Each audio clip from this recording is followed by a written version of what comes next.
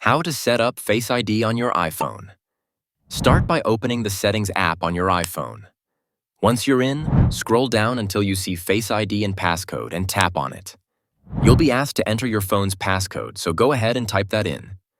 Now, if you've already set up Face ID, you'll see the option to reset Face ID, which lets you start fresh. But if you've never set it up before, you'll see Set up Face ID, and that's what you'll tap. A screen will pop up explaining how it works, and you'll just tap Get Started.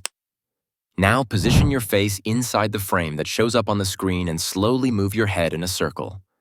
Once the scan is complete, you might get the option to add Face ID with a mask, but you can skip it by choosing Don't Use with Mask.